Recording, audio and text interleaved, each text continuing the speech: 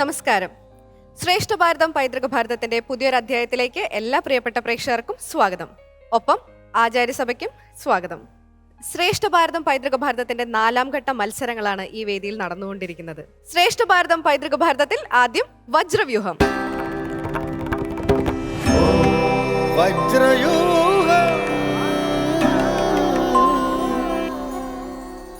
അങ്ങനെ നമ്മുടെ വജ്രവ്യൂഹത്തിന് വേണ്ടി എല്ലാവരും റെഡിയായി കഴിഞ്ഞു. അപ്പൊ നമ്മുടെ സ്കൂളുകളെ ക്ഷണിക്കേണ്ട സമയമായിരിക്കാണ്.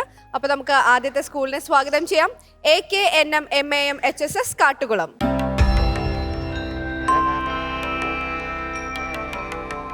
അടുത്തതായി സ്വാഗതം ചെയ്യാം ചിന്മയ വിദ്യാലയ കൊല്ലം.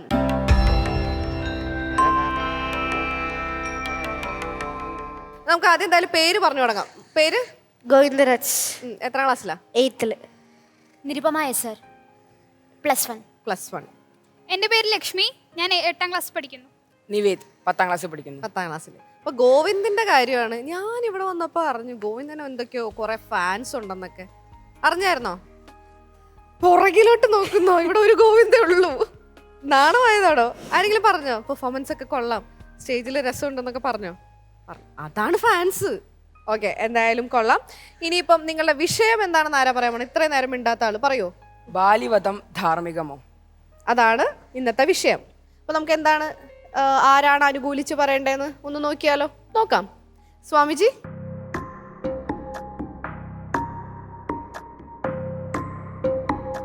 ചിന്മയ വിദ്യാലയം കൊല്ലം. ഓക്കെ, അപ്പോ ചിന്മയ വിദ്യാലയം കൊല്ലമാണ് അനുകൂലിച്ച് സംസാരിക്കേണ്ടത്. ഇനി അടുത്ത ചുറ്റും കൂടെ ഇവരുടെ ഒരു വിശ്വാസത്തിന് വേണ്ടി ഒന്ന് കാണിക്കാമോ? അതാ AKNM MAM പ്രതികൂലിച്ച് സംസാരിക്കണം. നിങ്ങളുടെ സംവാദത്തിന് നിങ്ങളെ മോഡറേറ്റ് ചെയ്യാനൊക്കെ ഞാനല്ല, വേറൊരാളാണ് വരുന്നത്. ആരായിരിക്കും? നമ്മുടെ ലക്ഷ്മി ടീച്ചറാണ് വരുന്നത്. ലക്ഷ്മി ടീച്ചർക്ക് വേറൊരു പ്രത്യേകതയുണ്ട്. ഈ ഒരു റൗണ്ടിൽ 20 മാർക്കിലാണ് ലക്ഷ്മി ടീച്ചർ മാർക്ക് ഇടുന്നത്. ബാക്കി രണ്ടുപേരും 10 മാർക്കിലോ. അതിന് ടോട്ടൽ 40 മാർക്കിലായിരിക്കും നിങ്ങളെ ജഡ്ജ് ചെയ്യുന്നത്. അപ്പൊ നമുക്ക് ലക്ഷ്മി ടീച്ചറെ വിളിച്ചാലോ? എന്താ ടെൻഷൻ ഉണ്ടോ? ആ ഭയങ്കര. വിളിച്ചാലോ? വിളിക്കാം അല്ലേ ടീച്ചർ?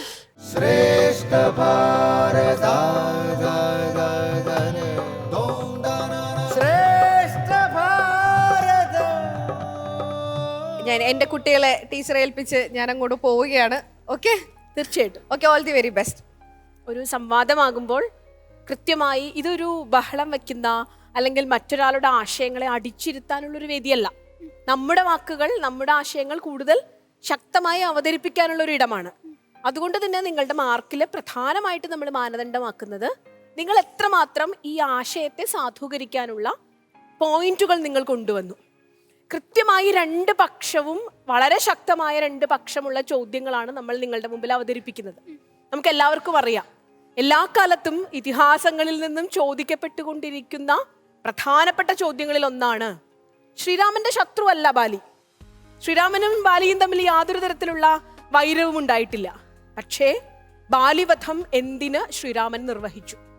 ഇത് ശ്രീരാമനോട് ഇതിഹാസത്തിൽ ചോദ്യങ്ങൾ ഉണ്ടായിട്ടുണ്ട്, സമകാലിക സമൂഹത്തിൽ ചോദ്യങ്ങൾ ഉണ്ടായിട്ടുണ്ട്, ജിജ്ഞാസുക്കളുടെ ഇടയിൽ ചോദ്യങ്ങൾ ഉണ്ടായിട്ടുണ്ട്, പഠിതാക്കളുടെ ഇടയിൽ ചോദ്യങ്ങൾ ഉണ്ടായിട്ടുണ്ട്.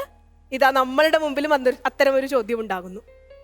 അപ്പോൾ നമുക്ക് ആ ആശയത്തിന് കൂടുതൽ പ്രാധാന്യം കൊടുത്തുകൊണ്ട് സംസാരിക്കാം. നിങ്ങൾക്ക് മനസ്സിലായിട്ടുണ്ടാവുമെന്ന് കരുതുന്നു. ബാലിവധം ധാർമ്മികമാണോ? ശ്രീരാമന്റെ ശത്രു അല്ലാതിരുന്നിട്ട് കൂടി ശ്രീരാമൻ ബാലിയെ വധിച്ചത്, ഒളിയമ്പെയ്ത് വധിച്ചത് ധർമ്മപരമാണോ എന്നതാണ് പ്രശ്നം. അതിൽ ധാർമ്മികമാണ് എന്ന പക്ഷമാണ് നിങ്ങൾ സംസാരിക്കേണ്ടത്.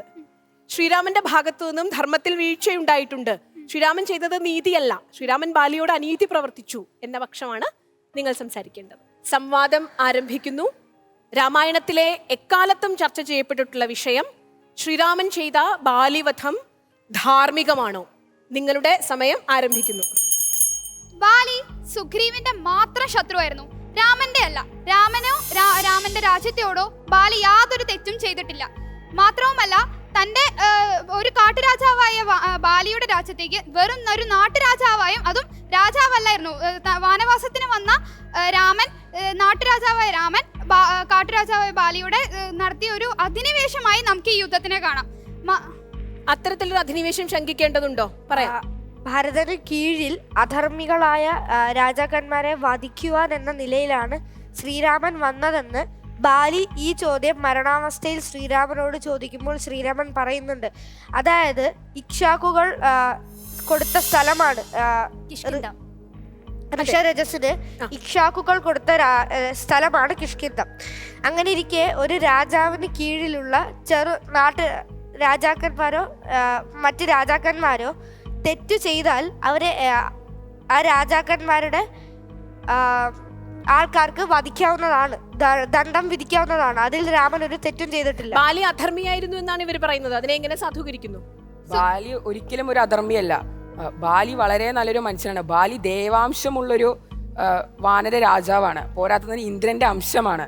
ശ്രീരാമനെ വേണമെങ്കിൽ ഹനുമാന്റെയും ബാലിയുടെയും സംയോഗത്തിക ശക്തിയിൽ സീതാദേവിയെ രക്ഷിക്കാൻ കാരണം ബാലിയുടെ മരണസമയത്ത് തന്നെ ശ്രീരാമൻ പറയുന്നുണ്ട് തന്നെ കണ്ടിരുന്നെങ്കിൽ താൻ ഭക്തി പരവശനായി പോകുമെന്ന്. ആ നിലയ്ക്ക് ശ്രീരാമന് വേണമെങ്കിൽ ബാലിയെ ക്ഷണനേരം കൊണ്ട് നന്നാക്കി എടുക്കാമായിരുന്നു. പിന്നെ ബാലി ആ ഒരു സമയത്ത് രാവണനെ തോൽപ്പിക്കുന്നുണ്ട്, ഒരു വിറകുകെട്ടിന്റെ രീതിയിൽ തോൽപ്പിക്കുന്നുണ്ട്. അപ്പോൾ ശ്രീരാമന് വേണമെങ്കിൽ ബാലിയുടെയും സുഗ്രീവന്റെയും ഹനുമാന്റെയും സംയോജക ശക്തിയിൽ രാവണനെ കൊല്ലാമായിരുന്നു. ശ്രീരാമൻ വെറുതെ യുദ്ധത്തിന് വേണ്ടി തയ്യാറെടുക്കേണ്ട യാതൊരു ആവശ്യമുണ്ടായിരുന്നില്ല. എങ്ങനെ പ്രതികരിക്കുന്നു? ബാലി തികച്ചും ഒരു അധർമ്മി തന്നെയാണ്. ഔരസ്യം ഭഗിനി ചാപി ഭാര്യാം വാപ്യനുജസ്യയഃ പ്രജരേത് നരഃ കാമാത് തസ്യ ദണ്ഡോ വധഃ സ്മൃതഃ എന്നാണ് പ്രമാണം. അങ്ങനെ ഇരിക്കെ ബാലിയെ വധിച്ചത് എന്തുകൊണ്ടും ധർമ്മം തന്നെയാണ്. അനുജന്റെ ഭാര്യയെ കാമാൽ പ്രാപിക്കുന്നവൻ അവന് വിധിച്ചിരിക്കുന്ന ദണ്ഡം വധം തന്നെയാണ്. ഭരതാജ്ഞ അനുസരിച്ച് പ്രവർത്തിച്ച രാമന് അത് തീർച്ചയായും ധർമ്മം തന്നെയാണ്. മാത്രവുമല്ല പ്രതിജ്ഞയാണ് സുഗ്രീവന് കൊടുത്തത്. സ്വന്തം സഖ്യത്തിലേർപ്പെട്ട് സ്വന്തം സുഹൃത്തിന് നിറവേറ്റേണ്ട പ്രതിജ്ഞയായിരുന്നു രാമൻ ചെയ്തിരുന്നത്. വളരെ ശക്തമായ ഒരു ആശയമാണ്. ഇതിനെങ്ങനെയാണ് ഭാര്യയെ ബാലി ഒരിക്കലും അപഹരിച്ചിട്ടില്ല. രുമയ്ക്ക് വേണ്ട സംരക്ഷണമാണ് അവിടെ ബാലി ചെയ്തിരിക്കുന്നത്. പോരാത്തതിന് മഹാത്മാവായ വാൽമീകി രാമായണത്തിൽ എവിടെയും ബാലി വേറൊരു സ്ത്രീയോടുള്ള അടുപ്പം കാണിച്ചിട്ടില്ല. ഇങ്ങനെയുള്ള ബാലി എന്തുകൊണ്ടാണ് ശ്രീരാമൻ കൊല്ലുന്നത്? ഇതൊരിക്കലും ധാർമ്മികമല്ല. പിന്നെ ഒരു സുഗ്രീവൻ, ഒരു അനിയന്റെ ഒരു അനിയനായ സുഗ്രീവനോട് സഖ്യം ചെയ്ത് ജ്യേഷ്ഠനായ ബാലി, അതായത് ശക്തി കൊണ്ടും ജ്യേഷ്ഠനായതുകൊണ്ടും രാജാവാൻ 100% യോഗ്യനായ ബാലിയെ വധിച്ചത് ശ്രീരാമൻ വധിച്ചത് 100% തെറ്റ് തന്നെയാണ്. നിങ്ങൾ പറഞ്ഞല്ലോ അതുപോലെ. പക്ഷെ ബാലി ഒരു അവിവേകിയായിരുന്നു. അങ്ങനെയുള്ള അവിവേകിക്ക് അഹങ്കാരം വളരെയധികം കൂടുതലായിരിക്കും. സുഹൃത്തെ, ഈ ഭൂമിയിൽ ആർക്കാണ് അഹങ്കാരം ഇല്ലാത്തത്? ആർക്കാണ് ദുർഗുണങ്ങൾ ഇല്ലാത്തത്? അതിനെ എങ്ങനെയാണ് നമ്മൾ ന്യായീകരിക്കുക? ദുർഗുണങ്ങളെ പ്രോത്സാഹിപ്പിക്കുകയാണ്, അങ്ങനെയാണോ വേണ്ടത്? അങ്ങനെയല്ല. ധർമ്മമാർഗത്തിൽ നിന്ന് വ്യതിചലിക്കുന്നവരെ തീർച്ചയായും ദണ്ഡനം ചെയ്യുക എന്നതൊരു ക്ഷത്രിയന്റെ ധർമ്മം തന്നെയാണ്. അതുകൊണ്ട് ബാലിവധം ധാർമ്മികം തന്നെയാണ്. അങ്ങനെയല്ല എന്ന് ആർക്ക് പറയാൻ സാധിക്കും? പറയാൻ സാധിക്കുമോ? ഇവിടെ ശ്രീരാമൻ ദേവാംശമാണ്. രാമനും ദേവാംശം ബാലിയും ദേവാംശം തന്നെയാണ്. ഇവിടെ ശ്രീരാമനെ വന്ന് ബാലിയെ ഒരു നോക്ക് കണ്ടു കഴിഞ്ഞാൽ ബാലി മനുഷ്യത്തിൽ നിന്ന് ശാപം കാരണം വാനരനായതാണ്. ഇവിടെ ശ്രീരാമന്റെ ഒരു ദർശനം കാരണം ബാലി തിരിച്ച് വാനരത്തിൽ നിന്ന് മനുഷ്യത്വം വന്ന് തിരിച്ചറിവ്. മനുഷ്യന്മാർക്ക് മാത്രമുള്ള പ്രത്യേകതയാണ് തിരിച്ചറിവ്. ആ തിരിച്ചറിവുള്ള ബാലിയെ ശ്രീരാമന് നന്നാക്കാൻ വരുന്നു. ശ്രീരാമൻ ബാലിയുടെ ജീവൻ അപഹരിക്കുന്നതൊക്കെ എത്രയോ നല്ലതാണ്. ആ സ്വഭാവം തിരിച്ചു കൊടുക്കുന്നത്. ബാലിക്ക് അങ്ങനെ ഒരു അവസരം കൊടുത്തില്ല ശ്രീരാമൻ. അതിനെങ്ങനെയാണ് സുഹൃത്തെ, സുഗ്രീവന് തന്റെ രാജ്യവും തന്റെ പത്നിയും തിരിച്ചു കൊടുക്കുന്നതിലൂടെ സുഗ്രീവൻ തിരിച്ചൊരു പ്രത്യുപകാരം ചെയ്യും എന്ന് ശ്രീരാമൻ ഉറപ്പു പറയാം. എന്നാൽ ബാലിക്ക് ശ്രീരാമൻ ഉപകാരമൊന്നും ചെയ്യുന്നില്ല. അതുകൊണ്ട് തന്നെ ബാലി ശ്രീരാമനെ സഹായിക്കും എന്ന് ശ്രീരാമൻ ഉറപ്പു പറയാൻ പറ്റില്ല. അതും അല്ലാണ്ടിട്ട് ബാലി ഒരു വാനരമാണ്. വാനരം മൃഗസമരായിട്ടാണ് കണക്കാക്കപ്പെടുന്നത്. മൃഗത്തിനെ ക്ഷത്രിയന് ഒളിയമ്പ് ചെയ്തോ അല്ലാതെയോ വധിക്കാവുന്നതാണ്. അതൊരു പ്രധാനപ്പെട്ട പോയിന്റ് ആണ്. അങ്ങനെ വധിക്കാവുന്നതാണ്. ബാലി സുഗ്രീവന്മാർ ജനിച്ചത് മനുഷ്യരൂപത്തിലായിരുന്നു. തുടർന്ന് ശാപം കാരണമാണ് അവർ വാനരന്മാരായത്. മനുഷ്യനായി ജനിച്ചത് കൊണ്ട് മനുഷ്യത്വം അവരുടെ ഉള്ളിലുണ്ട്. അങ്ങനെയാണെങ്കിൽ ബാലി ഒരു വാനരനാണെങ്കിൽ ശ്രീരാമൻ എന്തിനാണ് സുഗ്രീവന്റെ അടുത്ത് സഖ്യം വെച്ചത്? സുഗ്രീവൻ ഒരു മൃഗമല്ലേ? ബാലിയും സുഗ്രീവനും മനുഷ്യത്വം ഉള്ളവരാണ്. അതുകൊണ്ട് ശ്രീരാമൻ ഒരിക്കലും ബാലിയെ വധിക്കാൻ പറ്റില്ല. ബാലി മൃഗമാണെന്ന് നിങ്ങൾ പറയുന്നെങ്കിൽ സുഗ്രീവനും അതുപോലെ തന്നെ വാനരനാണ്. നിങ്ങളുടെ ശക്തമായ പോയിന്റുകൾ പറഞ്ഞ് 2 മിനിറ്റ് കൊണ്ട് അവസാനിപ്പിക്കാം. വീണ്ടും ഞാൻ പറയുന്നു സുഹൃത്തെ, സീതാദേവി അപഹരിക്കുമ്പോൾ സീതയുടെ ആഭരണങ്ങൾ ലഭിക്കുന്നത് സുഗ്രീവനാണ്, ബാലിക്കല്ല. തെളിവ് സുഗ്രീവനോട് സഖ്യം ചെയ്താൽ മാത്രമേ സീതയെ കണ്ടുപിടിക്കാനുള്ള ഒരു അവസരം കൂടുതൽ ഉണ്ടാക്കാൻ കഴിയുകയുള്ളൂ. സഖ്യത്തിലെ പ്രധാനപ്പെട്ട ഒരു കാര്യമാണത്. അങ്ങനെ ഒരു മിനിറ്റ് കൊണ്ട് അവസാനിപ്പിക്കണം. അങ്ങനെയാണെങ്കിൽ രാവണനെ തോൽപ്പിച്ചവനാണ് ബാലി. ബാലി ഒന്ന് ഞൊടിയിടയിൽ ബാലിക്ക് രാവണനെ എത്തിക്കാമായിരുന്നു. പിന്നെ താങ്കൾ പറഞ്ഞല്ലോ ബാലിക്ക് ഇത്രയും ദുർഗുണങ്ങൾ ഉണ്ടെന്ന്. പാലായി മഥനത്തിൽ ദേവന്മാരെ ദൈത്യവർഗത്തിൽ നിന്ന് രക്ഷിച്ചനാണ് ബാലി. മാത്രമല്ല ദേവന്മാരാൽ പാലയിൽ നിന്ന് ഉയർന്നു വരുന്ന പല സാധനങ്ങളും വിശിഷ്ട വസ്തുക്കളാണ്. അതിൽ പഞ്ചകങ്ങളിൽ സ്ത്രീ പഞ്ചകങ്ങളിൽ ഒരുവളായ താരയെ ബാലിക്ക് കൊടുക്കണമെങ്കിൽ ബാലിയുടെ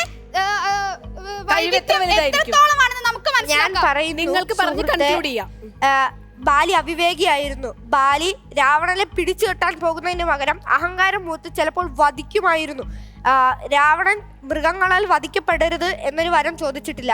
ചോദിച്ചിട്ടുള്ളത് മനുഷ്യരാൽ വധിക്കപ്പെടാം എന്ന് മാത്രമാണ്. ശ്രീരാമന്റെ അവതാര ലക്ഷ്യം രാവണവധമാണ്. ഈ ബാലിയുമായിട്ട് സഖ്യം ചെയ്തിരുന്നെങ്കിൽ ശ്രീരാമന്റെ ആവശ്യമേ അവിടെ വരില്ലായിരുന്നു. ബാലി തന്നെ അത് ചെയ്യുമായിരുന്നു. നിങ്ങൾക്ക് കൺക്ലൂഡ് ചെയ്യാം. 30 സെക്കൻഡ്. അവിടെ ബാലിയുടെ വീര്യം കൊണ്ട് രാവണൻ ബാലിയെ കൊല്ലാനാണ് വന്നത്. രാവണൻ താനേക്കാൾ വലിയ രാജാവ് ഉണ്ടാകുമോ എന്നുള്ള ഭയത്തിലാണ് ബാലിയെ കൊല്ലാൻ വരുന്നത്. അല്ലാണ്ട് ബാലി അഹങ്കാരം മൂത്തിട്ടല്ല. രാവണനാണ് അവിടെ ബാലിയെ കൊല്ലാൻ വരുന്നത്. പോരാത്തതിന് നല്ലൊരു വ്യക്തിയാണ് അവിടെ ബാലി സുഗ്രീവ പത്നിയെ സംരക്ഷിക്കുന്നു.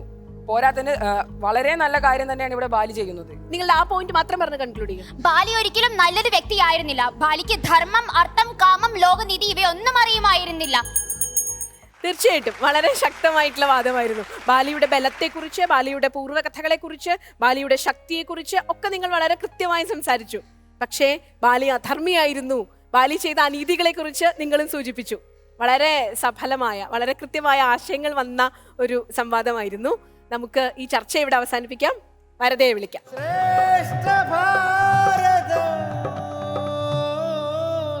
എന്തൊരു ധർമ്മബോധമുള്ള കുട്ടികളാണ്.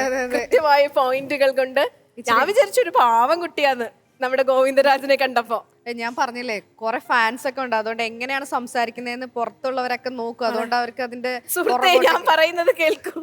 ആ സുഹൃത്തെ വിളി ഒരു രക്ഷയില്ലായിരുന്നു കേട്ടോ. ഇവിടെ നിന്നും ഉണ്ടായിരുന്നു ഒരു സുഹൃത്തെ. എല്ലാം വളരെ മനോഹരമായിരുന്നു. എന്തായാലും thank you so much teacher. അപ്പൊ ഗോവിന്ദരാജ് ഫാൻസിന് വേണ്ടിയായിരുന്നോ ഫുൾ പവർ? സ്കൂളിന് വേണ്ടി. സ്കൂളിൽ ഫാൻസ് ഇല്ലേ? ഉണ്ട്. ആ പിന്നെ അവിടെയുള്ള ഒരു ഫാൻസ് അല്ലേ? സ്കൂളിൽ ഫാൻസ് അല്ലാത്തവരുണ്ടല്ലോ. കറക്റ്റ്. ഇതുപോലെ പറയാത്തവർ. നല്ല പോയിന്റ് ആയിരുന്നു. ഏത് കിട്ടിയിരുന്നെങ്കിൽ നന്നായിരുന്നേനെ. അങ്ങനൊന്നുമില്ല, ഏത് കിട്ടിയാലും തയ്യാറായിരുന്നു. ആണോ? അതുകൊണ്ട് ഒന്നും മിസ്സായിട്ടുമില്ല, ഒന്നുമില്ല, എല്ലാം സെറ്റാണ്. അവിടെയോ? അങ്ങനെ തന്നെയായിരുന്നു. അങ്ങനെ തന്നെയായിരുന്നു. അപ്പൊ അതുകൊണ്ട് എന്തായാലും നമുക്ക് നേരെ കമന്റ്സിലേക്ക് കിടക്കാം അല്ലേ സ്വാമിജി? ഇവിടെ രണ്ടു കൂട്ടരും നല്ല ഗംഭീരങ്ങളായ വാദങ്ങളാണ് ഇവിടെ ഉന്നയിച്ചത്. ചിന്മയ മിഷൻ്റെ ഭാഗത്ത് നിന്ന് അവർ ശക്തമായ വാദങ്ങൾ ശ്രീരാമന് വേണ്ടിയിട്ട് അദ്ദേഹത്തിൻ്റെ ധാർമ്മികമായ പ്രവൃത്തികളെ ന്യായീകരിച്ചുകൊണ്ട് തന്നെ അവതരിപ്പിച്ചു. അതുപോലെ തന്നെ ബാലിയുടെ ഭാഗത്ത് നിന്നുകൊണ്ട് കാട്ടുകുളം സ്കൂളും അവരെ കൊണ്ട് പരമാവധി പൂർവിക ചരിത്രങ്ങളൊക്കെ ചകഞ്ഞെടുത്തിട്ട് അത് വെച്ചിട്ട് വാദിക്കാനുള്ള ആ ഒരു സംരംഭം കാണിച്ചു, ധൈര്യം കാണിച്ചു. ശത്രു എന്ന് പറഞ്ഞു കഴിഞ്ഞാൽ അവിടെ വ്യക്തിപരമായ ശത്രുതയൊന്നും ഭഗവാനില്ല. സത്യത്തിൽ അവിടെ ഭഗവാൻ ആരോടെങ്കിലും സൗഹൃദം ഉണ്ടെങ്കിൽ അത് ധർമ്മത്തോട് മാത്രമാണ്. അപ്പോൾ ധാർമ്മികമായിട്ടൊരു രാജാവിൻ്റെ കർത്തവ്യമാണ് ഒരാൾ ആശ്രിതനായിട്ട് ഒരാൾ വരുമ്പോൾ അദ്ദേഹത്തിൻ്റെ കാര്യങ്ങൾ കേൾക്കുക, അതിൽ ന്യായമുണ്ടോ എന്ന് ചിന്തിക്കുക. ആ ന്യായപ്രകാരം സുഗ്രീവൻ ചെയ്ത് തെറ്റല്ല എന്ന് രാമൻ മനസ്സിലാക്കുകയാണ്. അതുകൊണ്ടാണ് സുഗ്രീവന് വേണ്ട ആ പ്രതിജ്ഞ അദ്ദേഹം അവിടെ ഒരു സഖ്യത്തിൽ ഏർപ്പെടുന്നത് തന്നെ. അവിടെ രുമയെ ഒരിക്കലും പ്രാപിച്ചിട്ടില്ല സുഗ്രീവൻ ആദ്യം. എന്നാൽ ബാലി ആദ്യം ചെയ്യുന്നത് സുഗ്രീവനെ രാജ്യത്ത് നിന്ന് നിഷ്കാസനം ചെയ്തിട്ട് രുമയെ വെച്ചാൽ സുഗ്രീവൻ്റെ ഭാര്യയെ അവിടെ സ്വീകരിക്കുകയാണ്, ഭാര്യയായിട്ട് സ്വീകരിക്കുകയാണ്. അത് കാമത്താലാണ് സ്വീകരിച്ചത്. സുഗ്രീവൻ അത് ചെയ്യുന്നില്ല, താരയെ സ്വീകരിക്കുന്നില്ല, തിരിച്ച്. അത് നമുക്ക് കാണാൻ സാധിക്കുന്നുണ്ട് ആദ്യം. പക്ഷേ രണ്ടാമത് ബാലി അനുവദിച്ചു കൊടുക്കുന്ന സംരക്ഷണയിൽ വിടുന്ന സമയത്താണ് സുഗ്രീവൻ സ്വീകരിക്കുന്നത്. അത് ധർമ്മമായിട്ട് മാറുകയാണ് അവിടെ. അപ്പോൾ അവിടെ ധർമ്മം എന്നുള്ള ഒരു കൺസെപ്റ്റ് മാത്രമേ ശ്രീരാമനിൽ നമുക്ക് കാണാൻ സാധിക്കുന്നുള്ളൂ. നന്ദി സ്വാമിജി. രാധാകൃഷ്ണൻ സർ, ഡിബേറ്റ് വാദിച്ച് ജയിക്കുന്നതാണ്. ആ വാദിച്ച് ജയിക്കുന്ന കലയിൽ രണ്ട് കൂട്ടരും ഒപ്പത്തിനൊപ്പം തന്നെ നിന്നു എന്നാണ് എനിക്ക് തോന്നിയിട്ടുള്ള കാര്യം. അതിനാൽ ഞാൻ ഈ കുട്ടികളെ ആദ്യമേ തന്നെ അഭിനന്ദിക്കുകയാണ്. ബാലിവധം അത്ര നല്ല കാര്യമായിട്ട് വാൽമീകിക്ക് പോലും അഭിപ്രായം ഉണ്ടായിരുന്നില്ല. വ്യാസനും വാൽമീകിയും ഒരുപോലെ നിരീക്ഷിച്ചിട്ടുള്ള കാര്യം, രാമൻ്റെ യശസ്സിന് ബാലിവധം കളങ്കമാണ് എന്ന് മഹാഭാരതത്തിൽ വ്യാസനും ഉത്തര രാമായണത്തിൽ ഭവഭൂതിയും ഒരുപോലെ തന്നെ പറഞ്ഞിട്ടുണ്ട്. കാരണം ബാലി തന്നെ ചോദിക്കുന്നുണ്ട്, ഞാൻ നിങ്ങളുടെ ശത്രുവല്ല, ഞാൻ ധർമ്മമനുസരിച്ച് രാജ്യം ഭരിച്ചുകൊണ്ടിരിക്കുന്ന ഒരാളാണ്. അനുജനെ പുറത്താക്കി എന്നാണ് വാദം എന്നുണ്ടെങ്കിൽ അത് പ്രതിജ്ഞ ലംഘിച്ചതിൻ്റെ അടിസ്ഥാനത്തിലാണ്. ഇനി മൂന്നാമത് പറയുന്നത്, ഒരു മൃഗം എന്ന നിലയ്ക്ക് എന്നെ കൊന്നതാണെങ്കിൽ ശാഖാമൃഗമാണ് ഞാൻ, ആ മാംസം ഭക്ഷ്യയോഗ്യമല്ല, പിന്നെ അങ്ങ് എന്തിനു കൊന്നു എന്നാണ്. ആ ചോദ്യം ബാലി തന്നെ ചോദിക്കുന്നുണ്ട്. അതിനാകെ പറയുന്നൊരു കാര്യം, ഞാൻ ധർമ്മ സംരക്ഷണത്തിന് വേണ്ടി കോദണ്ഡരാമനായി ഇറങ്ങിയതാണ് എന്നുള്ളതാണ്. അക്കാര്യം പറയുമ്പോൾ ദണ്ഡകാരണ്യത്തിലേക്ക് രാമലക്ഷ്മണന്മാരും സീതയും പ്രവേശിക്കുന്ന സന്ദർഭത്തിൽ സീത രാമനെ ഉപദേശിക്കുന്നുണ്ട്, അങ്ങ് ഈ ആയുധമെടുത്ത് ദണ്ഡകാരുണ്യത്തിലേക്ക് പോയി കഴിഞ്ഞാൽ അങ്ങയുടെ സ്വഭാവം അനുസരിച്ചിട്ട് അങ്ങ് അതിക്രിയ ചെയ്യാൻ ഇടയുണ്ട്, അതുകൊണ്ട് ആയുധം എടുക്കരുത് എന്ന് പറയുന്നുണ്ട്. എത്ര വളരെ ദീർഘദൃഷ്ടിയോട് കൂടിയാണ് സീത അത് പറയുന്നത്. ഇനി അധർമ്മമാണ് ബാലി ചെയ്തത്, കാരണം അത് പറയുന്ന ഒറ്റ ന്യായമുള്ളൂ. ആ ന്യായം എന്താണെന്ന് വെച്ച് കഴിഞ്ഞാൽ അനിയൻ്റെ ഭാര്യയെ പ്രാപിച്ചു എന്നുള്ളതാണ്. അനിയൻ്റെ ഭാര്യയെ പ്രാപിച്ചത് ശരിയാണെന്നുണ്ടെങ്കിൽ, തെറ്റാണെന്നുണ്ടെങ്കിൽ ചേട്ടൻ്റെ ഭാര്യയെ പ്രാപിച്ചതും തെറ്റാണ്. ഇത് തെറ്റാണെന്നും വൃത്തികെട്ടവനാണെന്നും എന്തും ചെയ്യാൻ മടിയില്ലാത്തവനാണ് മറ്റേ ബാലിയുടെ അനുജൻ എന്നുള്ള കാര്യം ബാലിയുടെ മകൻ സീതാന്വേഷണത്തിന് വേണ്ടി പോയി ഈ വഴി കാണാൻ കഴിയാതെ ആ കടലോരത്ത് ഇരിക്കുന്ന സമയത്ത് ഈ ആരോപണം ഉന്നയിക്കുന്നുമുണ്ട്. അപ്പം അതുകൊണ്ട് ന്യായവും അന്യായവും വെച്ചുകൊണ്ട് സംസാരിക്കാൻ പറ്റില്ല എന്നുള്ളത് കൊണ്ടാണ് ധർമ്മത്തെക്കുറിച്ച് മാത്രം എപ്പോഴും ആലോചിക്കുകയും ധർമ്മത്തിൻ്റെ ഗതിവിഗതികളെ ഏറ്റവും സൂക്ഷ്മമായി അവതരിപ്പിക്കുകയും ചെയ്ത രണ്ട് ഇതിഹാസകാരന്മാരും ഈ ബാലിവധം രാമൻ്റെ സ്വഭാവത്തിന് യശസ്സിന് ഗ്ലാനി വരുത്തി എന്ന് പറഞ്ഞിട്ടുള്ളത്. എന്തായാലും നിങ്ങൾ ഒരു ഡിബേറ്റിൽ രണ്ടു കൂട്ടരും അവരവർക്ക് പറയാനുള്ള ഭാഗങ്ങൾ സ്വാമിജി ഇവിടെ സൂചിപ്പിച്ച രീതിയിൽ കെട്ടക്ക് ആരാണ് മെച്ചം എന്ന് പറയാൻ കഴിയാത്ത വിധത്തിൽ തന്നെ അവതരിപ്പിച്ചിട്ടുണ്ട്. ഒരിക്കൽ കൂടി അഭിനന്ദനങ്ങൾ. Thank you sir. Lakshmi teacher? വളരെ വളരെ ശക്തമായ വാദങ്ങൾ ഉന്നയിച്ചുകൊണ്ട് വളരെ രസമായിരുന്നു നിങ്ങളുടെ ഡിബേറ്റിന്റെ ഭാഗമാവാനായിട്ട്. കാരണം രണ്ടു കൂട്ടർക്കും കൃത്യമായ നിലപാടുകൾ ഉണ്ടായിരുന്നു. ഇവിടെ എനിക്ക് പലപ്പോഴും കൗതുകമായിട്ട് തോന്നിയിട്ടുള്ളത്, രാധാകൃഷ്ണൻ സാറൊക്കെ ആ വിഷയം പലപ്പോഴും സംസാരിച്ചിട്ടുണ്ട്. സഖ്യം എന്ന് പറയുന്നത് ആരോടാണ് വേണ്ടത്? നമ്മളെപ്പോഴും പ്രബലനോടാണ് സഖ്യം ചെയ്യേണ്ടത്. അങ്ങനെയാണെങ്കിൽ രാമൻ ബാലിയോടായിരുന്നു സഖ്യം ചെയ്യേണ്ടിയിരുന്നത്. ബാലി ധീരനായിരുന്നു. ബാലി തന്നെ പറയുന്നുണ്ട്, രാവണനെ ഇല്ലാതാക്കി സീതയെ ഞാൻ കൊണ്ടുവന്ന് തന്നേനെ. അപ്പൊ ഇതൊരു രാഷ്ട്രതന്ത്രപരമായ ഒരു ചോദ്യം കൂടിയുണ്ട്. പ്രബലനോടാണോ സമനോടാണോ സഖ്യം? പ്രബലനായിരുന്നു ബാലി, പക്ഷേ അവസ്ഥ വെച്ചുകൊണ്ട് രാജ്യം രണ്ടുപേർക്ക് നഷ്ടപ്പെട്ടു. അവസ്ഥ വെച്ചുകൊണ്ട് സമനായിരുന്നു സുഗ്രീവൻ. ഇവിടെ രാമന്റെ തീരുമാനം പ്രബലനോടല്ല സമനോടാണ് സഖ്യം ചെയ്യേണ്ടത് എന്നതായിരുന്നു. അപ്പോൾ രാമായണം മുന്നോട്ട് വെക്കുന്ന ഒരു ആശയധാര കൂടി നമുക്ക് ഈ സഖ്യത്തിൽ നിന്നും തിരിച്ചറിയാൻ സാധിക്കുമെന്ന് തോന്നുന്നു. വളരെ സഫലമായ സംവാദം. അഭിനന്ദനങ്ങൾ. Thank you teacher. അപ്പൊ നല്ല കമന്റ്സ് ആണ് കേട്ടത്. ഇനിയിപ്പോ നേരെ മാർക്സിലേക്ക് പോയാലോ? ചോദിക്കാം. സ്വാമിജി, ഔട്ട് ഓഫ് 10 ഓരോ സ്കൂളിനും 9 ഫോർ ചിന്മയ വിദ്യാലയം, ചിന്മയ വിദ്യാലയ 9, 8.5 ഫോർ കാട്ടുകുളം. ഓക്കെ. AKNM HSSന് 8.5 ആണ്. രാധാകൃഷ്ണൻ സർ? രണ്ടുപേർക്കും 8.5 മാർക്ക് വെച്ചു. 8.5 മാർക്ക് രണ്ട് സ്കൂളുകാർക്കും. Teacher, out of 20? എനിക്ക് രണ്ടുപേരുടെയും വാദം ഒരേപോലെ ശക്തമായി അനുഭവപ്പെട്ടു. അതുകൊണ്ട് രണ്ടുപേർക്കും 18.5 മാർക്ക്. 18.5 മാർക്ക്. ഓക്കെ. അപ്പൊ നമുക്ക് ടോട്ടൽ കിട്ടിയിരിക്കുന്നത് ചിന്മയ വിദ്യാലയത്തിന് 36 മാർക്കും AKNM MAMന് കിട്ടിയിരിക്കുന്നത് 35.5. ആകെ ഒരു 0.5 ഡിഫറൻസേ ഉള്ളൂ. കുഴപ്പമില്ല, നമുക്ക് അടുത്ത റൗണ്ടിൽ പിടിക്കാം അല്ലേ? ഇതെല്ലാം ഹാപ്പി അല്ലേ രണ്ടു കൂട്ടരും? അപ്പം ഇങ്ങനെ ഇപ്പം നമ്മൾ ഹാപ്പി ആയിട്ട് നിൽക്കുന്ന സാഹചര്യത്തിൽ നമ്മൾ ആദ്യം തന്നെ പറഞ്ഞു, നിങ്ങളുടെ സ്കൂളിനായിരുന്നു കഴിഞ്ഞ പ്രാവശ്യം അല്ലെ ഫസ്റ്റ് പ്രൈസ് കിട്ടിയിട്ടുണ്ടായിരുന്നത്. അപ്പോൾ അവിടെ ഭയങ്കര പ്രശസ്തനായിട്ട് ഒരാളുണ്ടല്ലോ നമ്മുടെ ഇവിടെ വന്നിട്ട് അല്ലേ, ഈ വേദിയിൽ വന്നിട്ട്. അദ്ദേഹം പറഞ്ഞിരിക്കുന്നത് ഈ പുള്ളിക്കാരൻ്റെ ജീവിതത്തിൽ ശ്രേഷ്ഠ ഭാരതം ഭയങ്കരമായിട്ട് ഇൻഫ്ലുവൻസ് ചെയ്തിട്ടുണ്ടെന്നോ. അപ്പോൾ ശ്രീരാഗ് എന്നാണ് പേര് പുള്ളിയുടെ, ഓർമ്മയില്ലേ? അപ്പോൾ ശ്രീരാഗിന് എന്തെങ്കിലും പറയാനുണ്ടോ എന്ന് നമുക്ക് ചോദിച്ചാലോ? ശ്രീരാഗ് ഇവിടെയുണ്ട്, നമുക്ക് വിളിക്കാം. അപ്പോൾ ശ്രേഷ്ഠ ഭാരതം പൈതൃക ഭാരതത്തിന്റെ ഈ ഒരു വേദിയിലേക്ക് ഒരിക്കൽ കൂടി സ്വാഗതം ചെയ്യാണ് ശ്രീരാഗ്. ആദ്യത്തെ ചോദ്യം, ജരാസന്ധൻ എന്ന പേര് വരാനുള്ള കാരണം എന്ത്? ജര എന്ന രാക്ഷസിയാൽ സന്ധിക്കപ്പെട്ടവൻ എന്നതുകൊണ്ട്. ഉത്തരം ശരിയാണ്, 10 മാർക്ക്. രണ്ടാമത്തെ ചോദ്യം, ജരാസന്ധന്റെ പിതാവാര്?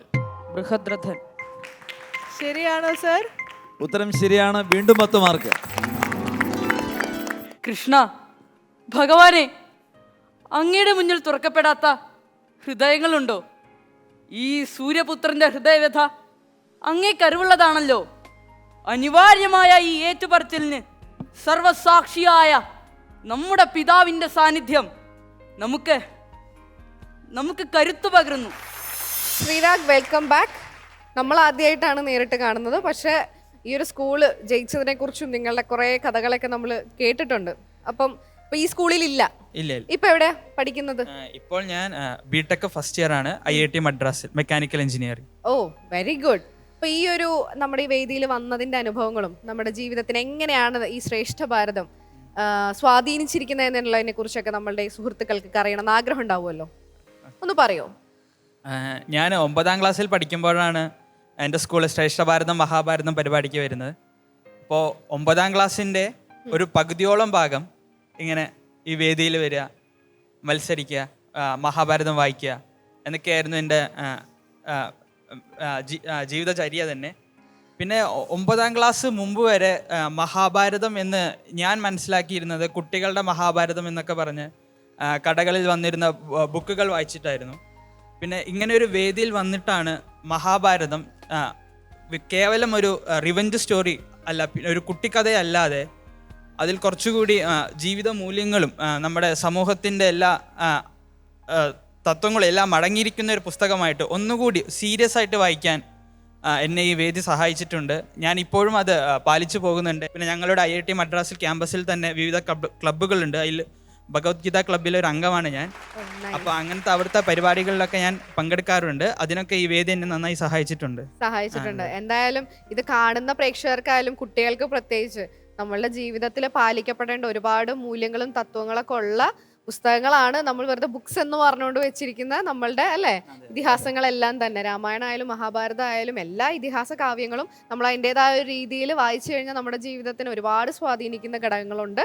അത് പേഴ്സണലി ഇത്ര ചെറിയ പ്രായത്തിൽ തന്നെ, സാധാരണ ഇതൊന്നും മനസ്സിലാക്കേണ്ട പ്രായമല്ല, ഇപ്പം ഏറ്റവും കൂടുതൽ അടിച്ചുപൊളി എന്ന് പറയുന്ന അല്ലെ ആ ഒരു ഏജ് ഗ്രൂപ്പിൽ നിൽക്കുമ്പോൾ തന്നെ ഇത്രയും കാര്യങ്ങൾ മനസ്സിലാക്കി ഇതിനെ എന്താ പറയുക സീരിയസ് ആയിട്ട് എടുത്തു എന്നറിയുന്നതിൽ ഒരുപാട് സന്തോഷം. ഇത് നമ്മൾ കണ്ടുകൊണ്ടിരിക്കുന്ന ഒത്തിരി കൂട്ടുകാരെ ഇൻസ്പയർ ചെയ്യട്ടെ എന്ന് ആശംസിക്കുന്നു കേട്ടോ. ശ്രീരാഗ് നമ്മളുടെ ആദ്യം മുതലേ ഉള്ള ശ്രേഷ്ഠ ഭാരതത്തിന്റെ ആദ്യം എനിക്ക് ചെറിയ കുട്ടിയായിരിക്കുമ്പോൾ മുതൽ ഓർമ്മയുണ്ട്. ഇവിടെ വന്ന് പ്രസംഗിക്കുന്നു, ചർച്ചയിൽ പങ്കെടുക്കുന്നു, ക്വിസിൽ ഭയങ്കര മിടുക്കനായിരുന്നു. ഒരുപക്ഷെ ഈ മഹാഭാരതം രാമായണം പോലെ ഒരു വലിയ ഇതിഹാസത്തിലെ കഥാപാത്രങ്ങളെയൊക്കെ ഇങ്ങനെ മെമ്മറൈസ് ചെയ്യാൻ പറ്റിയത് അല്ലേ? ശ്രീരാഗ് ഇങ്ങനെ ചോദിക്കുമ്പോൾ ക്വിസിന് ഉത്തരം പറയായിരുന്നു. അതൊരു പക്ഷേ നിങ്ങളുടെ ഒരു ഭാവിയിലേക്ക് നിങ്ങളൊരു ഓൾ ഇന്ത്യ കോമ്പറ്റീറ്റീവ് എക്സാമിനേഷൻ എഴുതുമ്പോൾ അതിനൊക്കെ നിങ്ങളെ സഹായിച്ചിട്ടുണ്ടാവാം. എന്തായാലും വളരെ കുട്ടിക്കാലത്ത് പരിചയപ്പെട്ട വലിയൊരു ആശയങ്ങളുടെ ലോകം അത് ശ്രീരാഗിൻ്റെ ഉള്ളിൽ എന്നും ഉണ്ടാവട്ടെ. ശ്രീരാഗിൻ്റെ ഒരു അക്കാഡമിക് കരിയർ ഒരേപോലെ മുന്നോട്ട് കൊണ്ടുപോകുന്നതോടൊപ്പം ഈ നമ്മുടെ ഒരു എപ്പിക്കിനെ കുറിച്ച്, നമ്മളുടെ ഒരു ലിറ്ററേച്ചറിന്റെ ഒരു പാരമ്പര്യം, അതൊക്കെ ശ്രീരാഗിന് എന്നും കൂട്ടാവട്ടെ. എല്ലാ ആശംസയും. Thank you teacher. എന്തായാലും Sreerag, thank you so much. നമ്മളുടെ ഒരു ഇൻവിറ്റേഷൻ ഇതാക്കിയിട്ട് ഇവിടെ വന്ന് എല്ലാവരെയും ഇൻസ്പയർ ചെയ്തതിന് താങ്ക് യു. അപ്പോൾ ഇനി ഫ്യൂച്ചറിനും എല്ലാവിധ ആശംസകളും. Thank you. അങ്ങനെ നിങ്ങളുടെയൊക്കെ ചേട്ടൻ അല്ലേ, ചേട്ടൻ പോയി കഴിഞ്ഞു. എന്തായാലും നല്ലൊരു റൗണ്ട് തന്നെയായിരുന്നു ഇത്. അപ്പോൾ നമ്മുടെ വജ്രവ്യൂഹം ഇവിടെ അവസാനിക്കുകയാണ്. ഇനി നമുക്ക് പോകാം മകരവ്യൂഹത്തിലേക്ക്.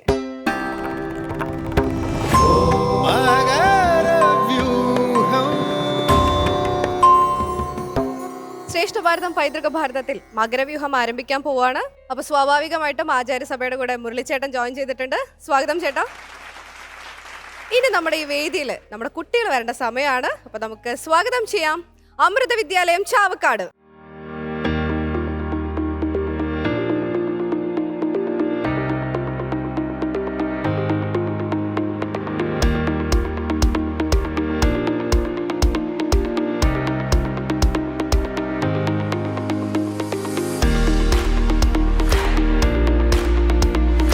നമസ്കാരം, ഞങ്ങൾ അമൃത വിദ്യാലയം ചാവക്കാടിലെ വിദ്യാർത്ഥിനികളാണ്. ഞങ്ങളുടെ ശ്രേഷ്ഠ ഭാരതത്തിൽ ക്യാരക്ടർ റൗണ്ടിൽ ദുര്യോധനന്റെ ഭാവങ്ങളാണ് അവതരിപ്പിക്കാൻ പോകുന്നത്. ഞാൻ സഖ്യവും ലയദാഷ്ട്യവും അമൃത വീര്യവുമാണ് ചെയ്യാൻ പോകുന്നത്. ഞങ്ങൾ ഇതിനു വേണ്ടിയിട്ട് ഹെൽപ്പ് ചെയ്തത് ഞങ്ങളുടെ മലയാള അധ്യാപകരും ഗിരിജ ടീച്ചറുമാണ്. ഞങ്ങൾക്ക് എന്നിട്ട് ചെയ്യാൻ പറ്റുമെന്ന് വിശ്വസിക്കുന്നു.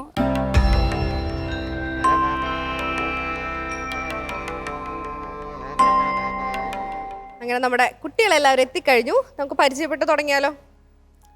ലക്ഷ്മി. ഓക്കെ. എൻ്റെ പേര് ലയ. ലയ. ഓക്കെ. ആദ്യമായിട്ടാണ്. ആണ്. ഓക്കെ. എത്രാം ക്ലാസ്സിലായിരുന്നു മോള്? ഞാൻ +1. +1. ഞാൻ +1. രണ്ടുപേരും +1. പേര്? എൻ്റെ പേര് അമൃത. അമൃത. എത്രാം ക്ലാസ്? +2. ആദ്യമായിട്ടാണോ? അതെ. അപ്പൊ 3 പേരും ആദ്യമായിട്ടാണ് നിങ്ങളുടെ സ്കൂളിൽ നിന്ന് വരുന്നത് അല്ലേ? അതെന്താ നിങ്ങളൊക്കെ വരാൻ കാരണം? പ്രത്യേകമായിട്ട് നിങ്ങളായിട്ട് വന്നതാണോ അതോ ടീച്ചേഴ്സ് സെലക്ട് ചെയ്തതാണോ? സെലക്ട് ചെയ്തതാണ്. അപ്പം ഇതല്ലാതെ ഈ ഇപ്പൊ അഭിനയം ആദ്യമായിട്ടാണോ? ഐ മീൻ ഇവിടെ നിന്നല്ല, ബേസിക്കലി അഭിനയിച്ചിട്ടുണ്ടോ വല്ല സ്കിറ്റിലോ? 3 പേരും മോണാക്ട് ചെയ്യും. 3 പേരും മോണാക്ട് ചെയ്യും. ഓക്കെ, അങ്ങനെ നോക്കി സെലക്ട് ചെയ്തതാണ് അല്ലേ? അപ്പൊ ആദ്യമായിട്ട് എന്നുള്ളതൊന്നും മനസ്സിൽ വെക്കേണ്ട. കാരണം മുരളിച്ചേട്ടൻ എന്തിൽ പോയിന്റ് കുറയ്ക്കാം എന്ന് ആലോചിക്കുന്ന ഒരു മനുഷ്യനാണ്. പുതിയ ആൾക്കാരാന്ന് പറഞ്ഞാൽ യാതൊരു ദയാദാക്ഷിണ്യവും കിട്ടില്ല. അതുകൊണ്ട് നന്നായി തന്നെ പെർഫോം ചെയ്യണം കേട്ടോ. പുള്ളിനെ വീഴ്ത്തണം. അപ്പൊ എന്തായാലും നന്നായി തന്നെ ചെയ്യാൻ സാധിക്കട്ടെ. All the very best.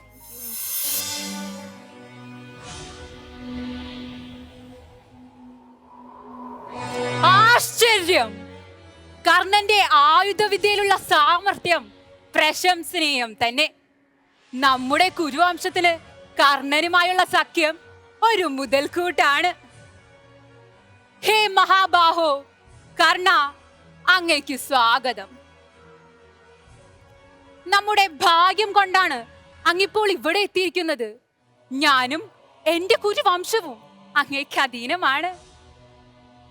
കർണ, അർജുനനുമായി ദ്വന്ദ്വയുദ്ധം ചെയ്താൽ കൊള്ളാം എന്ന നിന്റെ ആഗ്രഹം നീ എന്നെ അറിയിച്ചുവല്ലോ. അതിനായി ഞാൻ അനുമതി നൽകുന്നു. വേഗം ഒരുങ്ങിക്കൊള്ളുക. അല്ലയോ കൃപാചാര്യ, ദ്വന്ദ്വയുദ്ധ മുറയനുസരിച്ച് കർണന്റെ കുലമഹിമ വ്യക്തമാക്കാൻ അങ്ങ് ആവശ്യപ്പെട്ടുവല്ലോ. അത് മാനിച്ചുകൊണ്ട് ഞാൻ പറയട്ടെ, രാജാക്കന്മാരുടെ കുലം നിശ്ചയിക്കാൻ ഒരൊറ്റ വഴിയല്ല ശാസ്ത്രത്തിൽ പറഞ്ഞിട്ടുള്ളത്. ആചാരശാസ്ത്ര വിധി അനുസരിച്ച് ഉന്നത കുലത്തിൽ ജനിച്ചവർക്കും വീര്യന്മാർക്കും സേനാ നായകന്മാർക്കും രാജാവാകാം. കർണൻ രാജാവല്ലാത്തത് കൊണ്ട് അർജുനൻ യുദ്ധം ചെയ്യാൻ ആഗ്രഹിക്കുന്നില്ല എന്നാണെങ്കിൽ ഞാനിതാ ഈ വേദിയിൽ വെച്ച് കർണനെ അംഗരാജാവായി അഭിഷേചിക്കുന്നു.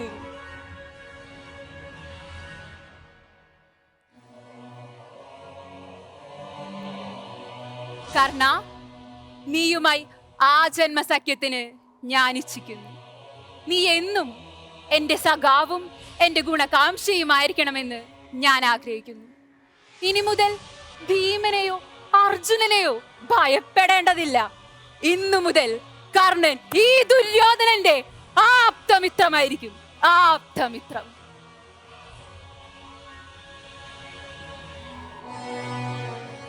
വരൂ വിതുര, വേഗം പോയി പാണ്ഡവ പത്നിയായ പാഞ്ചാലിയെ ഇങ്ങോട്ട് കൂട്ടിക്കൊണ്ടുവരൂ. പാണ്ഡവർ പണയം വെച്ച ദ്രൗപദി ഇപ്പോൾ നമ്മുടെ ദാസിയാണ്. അവൾ ഇവിടെ വന്ന് ഈ സഭാഗൃഹമെല്ലാം വൃത്തിയാക്കട്ടെ. ഹേ വിതുര, അങ്ങെന്താണ് ഈ വിധം കുതർക്കം പറയുന്നത്? നമ്മുടെ അഭിവൃദ്ധിയിൽ അങ്ങേക്ക് തീരെ താല്പര്യമില്ലെന്ന് തോന്നുന്നു. എങ്കിൽ ശരി, പ്രതിഗാമി, നീ പോയി ദ്രൗപദിയെ ഇങ്ങോട്ട് കൂട്ടിക്കൊണ്ടുവരൂ. പാണ്ഡവർ പണയം വെച്ച ദ്രൗപദി നമ്മുടെ ദാസിയാണ്. വെറും ദാസി. എന്താണ് പ്രതിഗാമി ഒന്നും പ്രതിവചിക്കാത്തത്? ദ്രൗപദിയെ ഇങ്ങോട്ട് കൂട്ടിക്കൊണ്ടുവരാൻ നിനക്കും ഭയമാണോ? ദുശാസന, അല്പബുദ്ധിയായ ഈ പ്രതിഗാമി ഭീരുവാണ്. ഭീമനെ പേടിച്ചാണ് അവൻ ദ്രൗപദിയെ കൂട്ടിക്കൊണ്ടുവരാത്തത്. നീ പോയി വേഗത്തിൽ ദ്രൗപദിയെ ഇങ്ങോട്ട് കൂട്ടിക്കൊണ്ടുവരൂ. നിനക്ക് ആരെയും പേടിക്കേണ്ടതില്ലല്ലോ. വേഗമാകട്ടെ, വേഗം.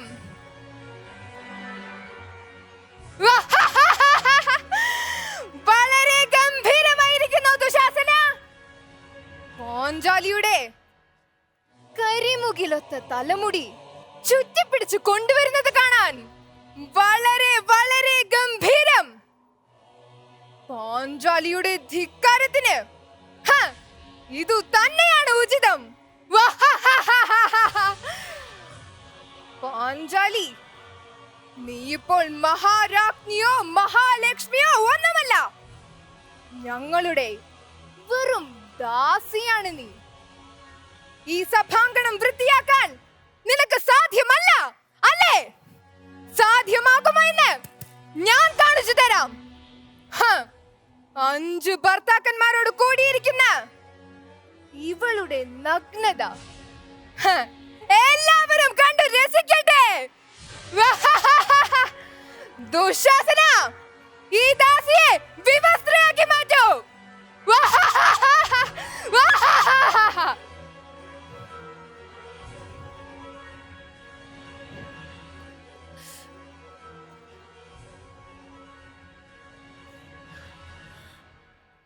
ഭീഷ്മർ, കർണൻ, ദ്രോണർ എന്നീ മഹാവീരന്മാരും അക്ഷോഹിണി പടയുണ്ടായിരുന്നിട്ടും ഞാൻ ഈ യുദ്ധഭൂമിയിൽ വീണു. ഹേ വാസുദേവ, യുദ്ധധർമ്മം ചെയ്യുന്ന രാജാക്കന്മാരെ അധർമ്മത്തിലേക്ക് പ്രേരിപ്പിക്കാൻ നിനക്ക് ലജ്ജയില്ലേ? വീരന്മാരെ എല്ലാം അധർമ്മത്തിലൂടെ വധിച്ചിട്ട് ഇപ്പോൾ ധർമ്മയുദ്ധം ചെയ്ത എന്നെ നീ ദുഷിക്കുന്നു. നിനക്ക് നാണമില്ലേ ഇങ്ങനെ ധർമ്മമൂർത്തിയായി നടിക്കുവാൻ? ധർമ്മം അനുഷ്ഠിക്കുകയാണെങ്കിൽ നിങ്ങൾക്ക് ജയം സിദ്ധിക്കുമോ? ഹേ കൃഷ്ണ, എന്റെ ഈ വീഴ്ചയിൽ എനിക്ക് ദുഃഖമില്ല. കാരണം ഒരു മനുഷ്യന് അനുഭവിക്കാൻ കഴിയുന്ന എല്ലാ സുഖങ്ങളും സുഭിക്ഷമായി ഞാൻ അനുഭവിച്ചു. ധാരാളം ദാനം ചെയ്തു. എന്നിട്ടും ഞാൻ എന്ത് കാര്യം ചെയ്തു എന്നാണ് നീ പറയുന്നത്? ലക്ഷണമൊത്ത കുതിരകളിൽ ഞാൻ സഞ്ചരിച്ചു. ശത്രുക്കളോട് ധീരമായി പൊരുതി നിലംപതിച്ചു. ഇത്രയും ഉത്തമമായ ഒരു അന്ത്യം വേറെ ഏത് രാജാവിനാണ് ലഭിക്കുക? ഹേ അച്യുത, ഞാൻ എന്റെ സുഹൃത്തുക്കളും സഹോദരങ്ങളോടും കൂടി സ്വർഗത്തിൽ സുഖിച്ചു വാഴും. അപ്പോൾ നിങ്ങൾ ഓരോരുത്തരും ദുഃഖിച്ച് ദുഃഖിച്ച് നാളുകൾ കഴിച്ചു കൂട്ടും. ഇത് തീർച്ചയാണ്, തീർച്ച.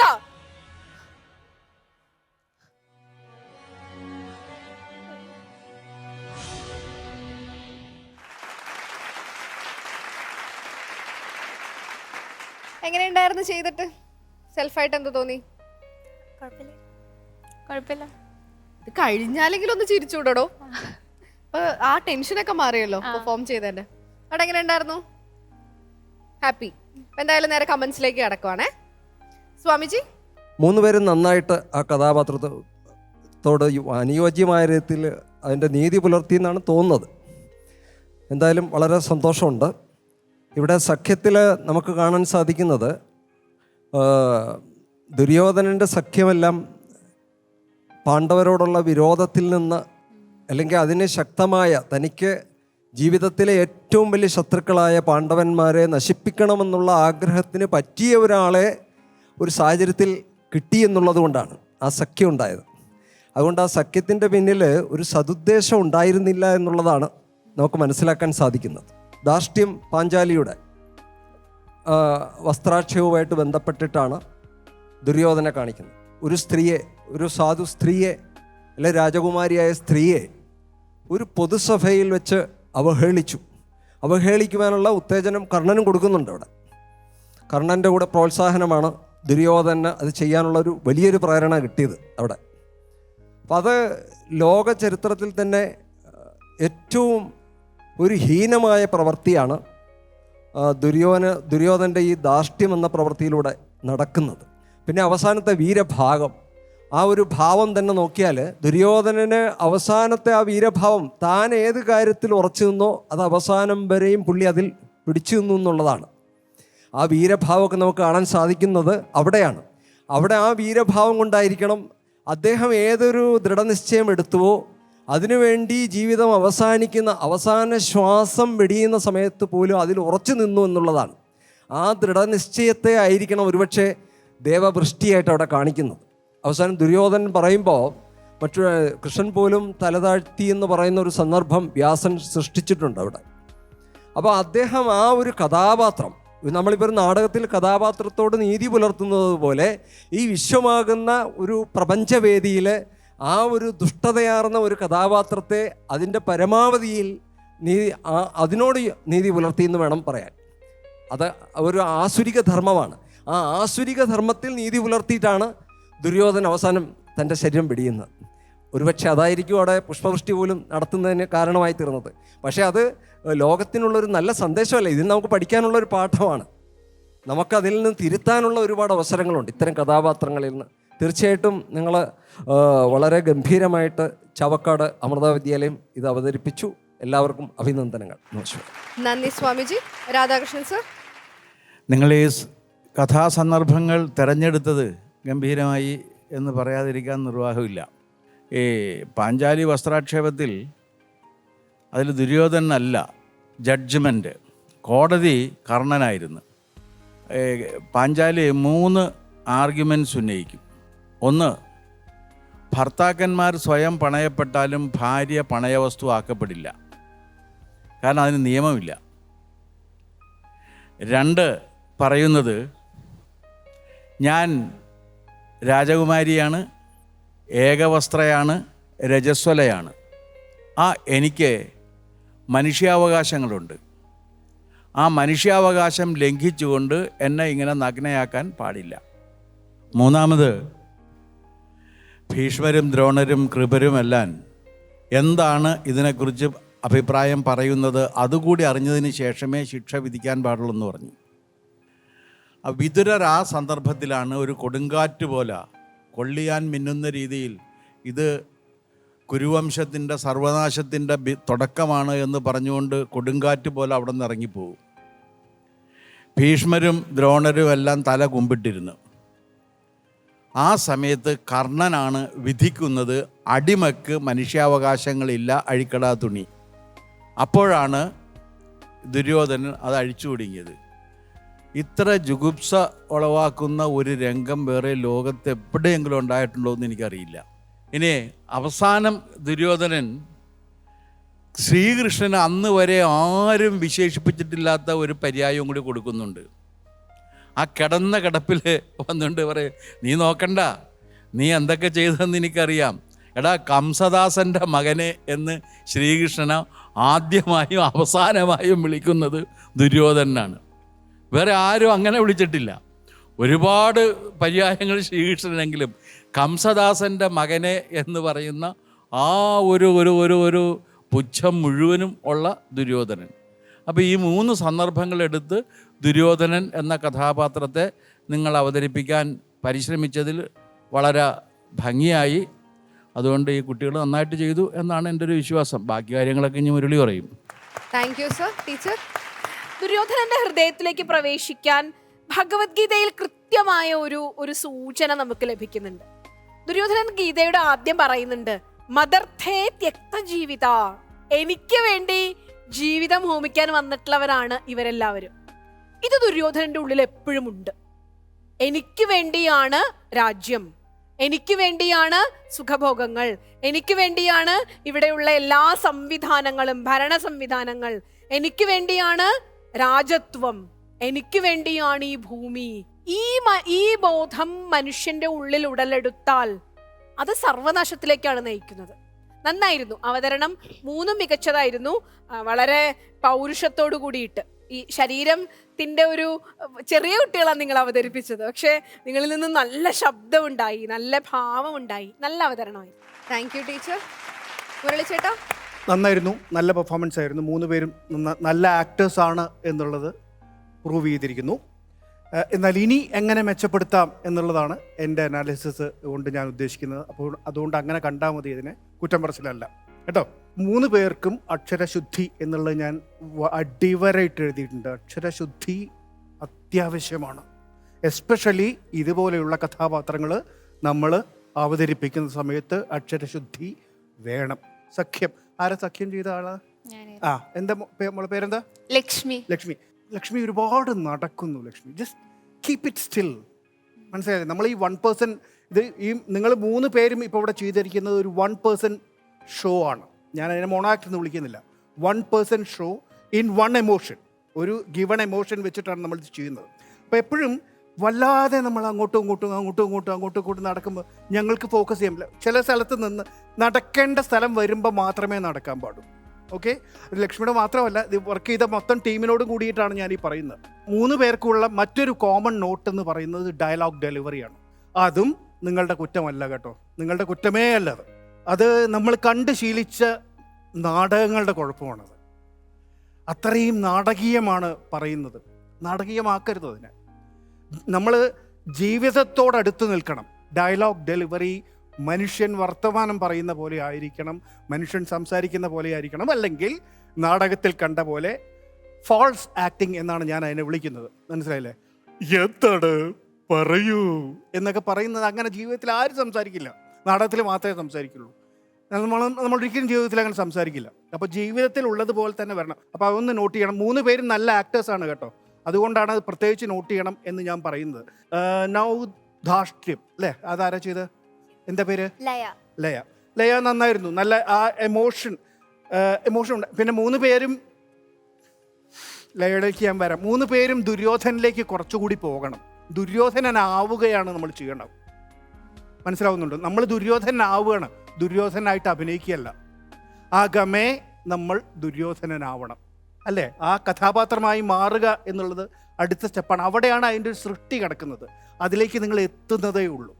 മനസ്സിലായില്ലേ? അതിലേക്ക് എത്തിക്കഴിഞ്ഞാൽ ആക്ച്വലി ഈ ഡയലോഗ് ഡെലിവറിക്ക് അങ്ങ് മാറും, വർത്തമാനം പറയുന്ന പോലെ ആവും അത്. ലയയുടെ എമോഷൻ നന്നായിരുന്നു. You kept that emotion. നന്നായിരുന്നു, നല്ല ധാർഷ്ട്യം ഉണ്ടായിരുന്നു, നന്നായിട്ട് തന്നെ ഉണ്ടായിരുന്നു, അസലായിട്ടുണ്ടായിരുന്നു. പക്ഷേ ഡയലോഗ് ഡെലിവറിയുടെ പ്രശ്നം ഞാൻ നേരത്തെ പറഞ്ഞത് ഉണ്ട് കേട്ടോ അല്ലേ. മറ്റൊരു മെയിൻ പ്രശ്നമുള്ളത്, ഇപ്പോൾ ലയ, വിതുരൻ, പ്രതിഗാമി ഇവരോടൊക്കെ സംസാരിച്ചു അല്ലേ? ഒന്ന് സംസാരിക്കൂ ഇപ്പോൾ. ആ ഡയലോഗ് തന്നെ പറയൂ നോട്ടെ. വരൂ വിതുര. അല്ല എന്നെ നോക്കരുത്, വിതുരൻ നോക്കി പറയൂ. അതെ, എവിടെയാ നോക്കുന്നത്? താഴെയാണ് നോക്കുന്നത് മോള്, താഴെ. അപ്പൊ വിതുരൻ എന്ന് പറയുന്ന ഒരു ചെറിയൊരാൾ അവിടെ നിൽക്കുന്നതായിട്ടാണ് എനിക്ക് കാണാനുള്ളത്. ഈ ചേച്ചി ഒന്ന് നോക്കൂ, ഈ ചേച്ചിയുടെ മുഖത്ത് നോക്കൂ, എന്നിട്ട് സംസാരിക്കും ഈ ചേച്ചിയോട്. വരൂ വിതുര. അപ്പൊ ആ ഹൈറ്റ് ഉണ്ട് മോളെ, മനസ്സിലായില്ല? അപ്പൊ എന്താണ്, മനസ്സുകൊണ്ട് വിതുരനെ കാണുന്നില്ല. വരൂ വിതുര എന്നുള്ള ഡയലോഗ് ഞാൻ പറയുന്നു. വരൂ വിതുര എന്ന് ഞാൻ പറഞ്ഞു കഴിഞ്ഞാൽ ഇവിടെ എവിടെയോ നിൽക്കുന്ന ഒരു ചെറിയ ആളാവുള്ളൂ. വരൂ വിതുര എന്ന് ഞാൻ നോക്കി പറയുകയാണെങ്കിൽ അദ്ദേഹത്തെ ഞാൻ കാണണം. അത് കാണുന്നില്ല മനസ്സുകൊണ്ട്. അപ്പൊ ചിരിക്കേണ്ട സ്ഥലത്ത് ചിരിക്കുക, പരിഹസിച്ച് പുച്ഛിച്ച് ധാർഷ്ട്യത്തോടെ ചിരിക്കുക. പക്ഷെ ആ മോള് ചിരിച്ച സമയത്തൊക്കെ എമോഷൻ, നേരത്തെ വന്ന എമോഷനൊക്കെ നമുക്ക് അവിടെ കട്ടായി പോവാണ്. കാരണം ഞാനിതാ ചിരിക്കുന്നു, ഹാ ഹാ ഹാ ഹാ എന്ന് എൻ്റെ സ്ക്രിപ്റ്റിൽ എഴുതി വെച്ചിട്ടുണ്ട്, അത് ഞാൻ ചെയ്യുന്നു എന്നുള്ളതാണ് വരുന്നത്. അവിടെ നിന്ന് അതിനപ്പുറം പോകണം. ചിരിക്കുക എന്ന് പറഞ്ഞാൽ ചിരിക്കുക ആണ്, ചിരിച്ച് അഭിനയിക്കലല്ല അത് കേട്ടോ. എഗെയിൻ ഇതും മോള് ലയ നല്ല ആക്ടർ ആയതുകൊണ്ടാണ് ഞാൻ നോട്ട് ചെയ്യുന്നത്. ഇനി നമ്മൾ ഭാവിയിൽ മൊണാക്ടോ അല്ലെങ്കിൽ നാടകത്തിലോ അല്ലെങ്കിൽ സിനിമയിലോ ഒക്കെ അഭിനയിക്കുന്ന സമയത്ത് ഈ നോട്ട്സ് പ്രയോജനപ്പെടും കേട്ടോ. എന്താ പേര്? അമൃതയും നന്നായിരുന്നു. പിന്നെ ആ ചെയ്തത് എന്നെ ഒരു കുറച്ച് കാലം പുറകോട്ട് കൊണ്ടുപോയി. ഞാൻ ചെയ്തൊരു പ്രൊഫസർ എസ് രാമാനുജം എന്ന് പറഞ്ഞ എൻ്റെ ഗുരുനാഥൻ, അദ്ദേഹം ചെയ്തിട്ടുള്ള ഭാസൻ്റെ ഒരു നാടകമുണ്ട്, ഊരുഭംഗം എന്ന് പറഞ്ഞിട്ട്. ഊരുഭംഗത്തിലെ ഒരു പീസാണത്. ഊരുഭംഗത്തിൽ പക്ഷെ ഞാൻ ചെയ്തത് ദുര്യോധനനല്ല, അശ്വത്ഥാമാവാണ് ഞാൻ ചെയ്തത്. അവസാനം ഒരു 10 മിനിറ്റ് വരുന്ന ഒരു കഥാപാത്രമാണ് ഞാൻ ചെയ്തത്. അപ്പോൾ അതുകൊണ്ട് തന്നെ എനിക്ക് കുറച്ചൊരു നൊസ്റ്റാൾജിയൊക്കെ തോന്നി അത് ചെയ്ത സമയത്ത്. Okay, all the best for the next venture. Thank you very much. Thank you Murali ചേട്ടാ, നല്ല കമന്റ്സ് ആണ് കേട്ടത്. അപ്പോൾ മാർക്സ് ചോദിച്ചാലോ? Swamiji, out of 10? 8 out of 10. Radhakrishnan sir? 7 out of 10. Teacher? 7.5. 7.5 out of 10. ഈ ഒരു റൗണ്ടിൽ മുരളി ചേട്ടൻ നിങ്ങൾക്ക് 20 മാർക്കിലായിരിക്കും മാർക്ക് ഇടുന്നത്. മുരളി ചേട്ടൻ ഔട്ട് ഓഫ് 20 20-ൽ 14 മാർക്ക്. 14 മാർക്ക്. അപ്പൊ ടോട്ടൽ നിങ്ങൾക്ക് കിട്ടിയിരിക്കുന്നത് 36.5 ഹാപ്പിയാണോ? അത്ര ഹാപ്പി അല്ല അല്ലേ? ആകെ ഒരു ശ്മശാന മൂകതയായി പോയി. എക്സ്പ്രഷനൊക്കെ താഴേക്ക് പോയിട്ട് 36.5. അല്ല കുഴപ്പമില്ല, എന്തോ വലിയ കുഴപ്പമില്ല. നമുക്ക് അടുത്തിനി റൗണ്ടുകൾ കിടക്കല്ലേ, ബെറ്ററാക്കാനുള്ള അവസരങ്ങൾ കിടക്കാം. എത്ര ടിപ്സാ തന്നത് എല്ലാവരും കൂടെ. ഇതൊക്കെ നമ്മൾ ഇംപ്ലിമെന്റ് ചെയ്ത് കഴിഞ്ഞാൽ ഉറപ്പായിട്ടും അടുത്ത റൗണ്ടുകളിൽ നമ്മൾ തകർക്കും അല്ലേ? 36.5 വാങ്ങിച്ചത് നമ്മൾ 49.5 50 ഒക്കെ തന്നെ വാങ്ങിക്കണം കേട്ടോ.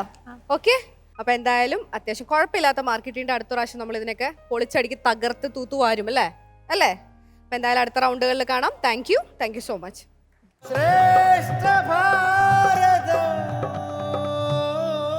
ശ്രേഷ്ഠ ഭാരതം പൈതൃക ഭാരതത്തിന്റെ ഇന്നത്തെ എപ്പിസോഡ് ഇവിടെ പൂർണ്ണമാവുകയാണ്. ഇന്നത്തെ എപ്പിസോഡിൽ ആദ്യം തന്നെ നമ്മൾ ബാലി വധത്തിലെ ധർമ്മവിചാരങ്ങൾ എന്ന വിഷയത്തെ ആസ്പദമാക്കിയുള്ള ഒരു ഡിബേറ്റ് ആണ് ആദ്യം കണ്ടത്. അതിനുശേഷം നമ്മൾ കണ്ടത് ദുര്യോധനന്റെ 3 ഭാവങ്ങളായിരുന്നു. ശ്രേഷ്ഠ ഭാരതം പൈതൃക ഭാരതത്തിന്റെ ഇന്നത്തെ എപ്പിസോഡ് ഇവിടെ പൂർണ്ണമാവുകയാണ്. ആചാര്യസഭയ്ക്ക് നന്ദി, പ്രേക്ഷകർക്ക് നന്ദി, ശുഭദിനം.